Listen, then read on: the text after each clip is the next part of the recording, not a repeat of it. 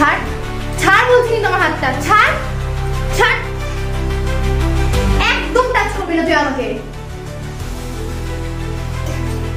রাই রাই এমন করিস না প্লিজ।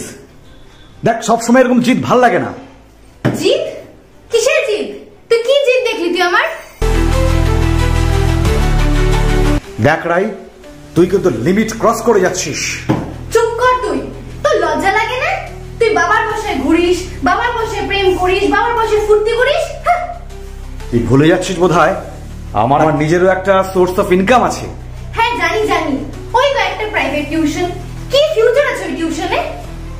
দেখ সৌম্য, তুই 5 বছর ধরে একটা সিরিয়াস রিলেশনশিপে আছিস, অথচ তোর কোনো ফিউচার নেই। কি অদ্ভুত না? তুই বলতে চাইছিসটা কি রাই? এভাবে তুই আমাকে ইনসাল্ট করতে পারিস না। আমার আমার দোষটা কি? শুনবি? শুনতে পারবি? তবে শোন, তোদের মতো ছেলেরা না কাচের স্বর্গে বাস করিস, বাস্তব দুনিয়াটা অনেক আলাদা, অনেক আলাদা। তোরা সেই বাস্তবটাকে অ্যাভয়েড করে নিজেদেরকে হ্যাপি প্রিন্স বানিয়ে রেখেছিস। কি যাতা বলে যাচ্ছিস রাই? যাতা বলছি? আচ্ছা সৌম্য, তুই আমাকে কয়েকটা কথা সরাসরি উত্তর দিবি? কথা? কি কথা? আচ্ছা আমার চোখের দিকে তাকিয়ে বলতো, আমরা কত বছর ধরে এই সিরিয়াস রিলেশনশিপে আছি? তুই তো বললি প্রায় 5 বছর। এই 5 বছরে আমরা অন্তত 50 বার রেস্টুরেন্টে খেতে গেছি, অন্তত 20 বার ঘুরতে গেছি, তাই তো? হিসেব তো করে দেখিনি, হয়তো হবে।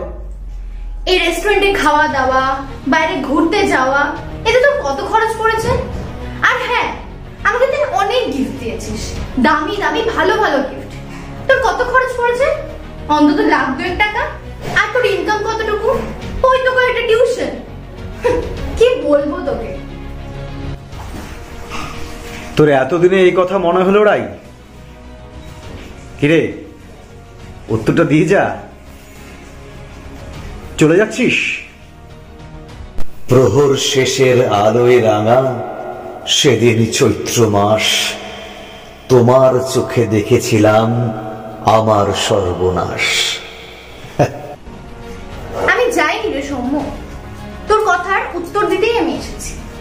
তবে শোন, আমি এখন নয়, প্রথম দিন থেকেই আমি তোকে বলে এসেছি যে এগুলো আমার একদম পছন্দ না। আমি তোকে বলেছি একটা ভালো জায়গায় পৌঁছা, একটা ভালো ক্যারিয়ার তৈরি কর, তারপর এইসব আনন্দ ফুর্তি তো করাই যাবে। তোর প্রবলেমটা কি রাই? প্রবলেমটা হচ্ছিস তুই।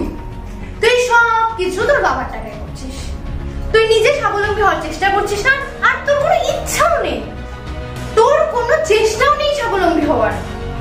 চেষ্টা তো আমি করছি রাই, তুই তো জানিস চাকরির পরীক্ষাগুলো দিচ্ছি, প্যানেলগুলোই আটকে আছে, আমি কি করব? তুই এই জবের মাথা করে রাখ, চাকরি নেই আর বাবার টাকায় ফুর্তি কর, নিজেকে পুরুষ বলিস, অথচ সেই পুরুষ তোর আছে?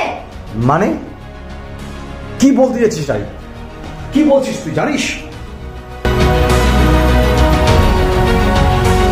তুই আমাকে যখন তখন যা খুশি বলে যাচ্ছিস, কেন বলছিস সব? উত্তর দে, বল রাই, বল আমাকে।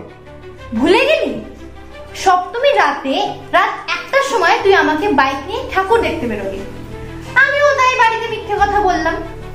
ফেরার পথে ফাঁকা রাস্তায় যখন কতগুলো মাতাল ছেলে আমাকে টিস করছিল, নোংরা নোংরা কথা বলছিল, তুই একটা প্রতিবাদ করলি না, তুই বাইক স্ট্যান্ড করার অজুহাতে পালিয়ে গেলি।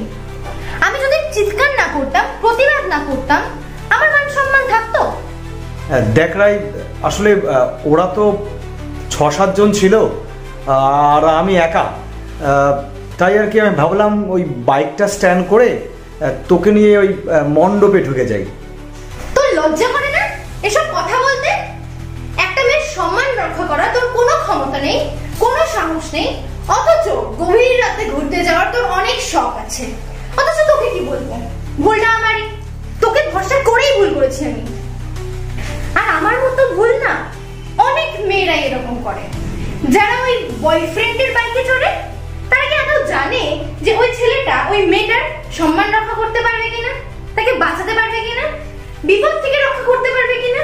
কিন্তু না, মেয়েটা তো একদম অন্ধের মতো বিশ্বাস করে সেই ছেলের বাইকে চড়বে, বয়ফ্রেন্ডের বাইকে ঘুরবে, ঠিক যেমন আমি করেছি। পুরুষ। তুই আমার পুরুষত্বেরই প্রশ্ন তুললি? 100 বার বলবো, পুরুষের দেহ পেলেই না পুরুষ হওয়া যায় না। একটা মেয়ের দায়িত্ব নেওয়া অনেক অনেক কঠিন। পুরুষের যেমন প্রেম করতে এসেছে।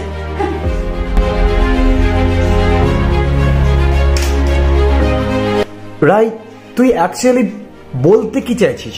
আমাকে সোজাসুজি বলতো।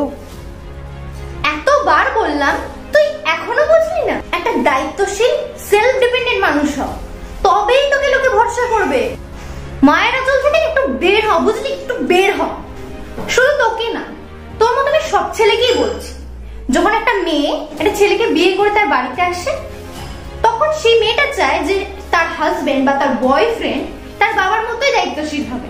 কোনো ঝড় ঝঞ্ঝা, কোনো বিপদ আসলে সেই হাজবেন্ডটা বা সেই বয়ফ্রেন্ডটা তাকে ছেড়ে পালিয়ে যাবে না। জীবনটা অবশ্যই এনজয় করবি, কিন্তু এনজয় করার যোগ্যতাটা তো থাকা দরকার। আগে তুই নিজে সেলফ ডিপেন্ডেন্ট হয়ে দেখা, তারপরে এই রায়ের কথা ভাববি। এ তুমি কেমন, তুমি চোখের তারায় আয়না ধরো, এ কেমন কান্না তুমি আমায় যখন আদর করো। এ তুমি কেমন, তুমি চোখের তারায় আয়না ধরো, এ কেমন কান্না তুমি আমায় যখন আদর করো। এ তুমি কেমন, তুমি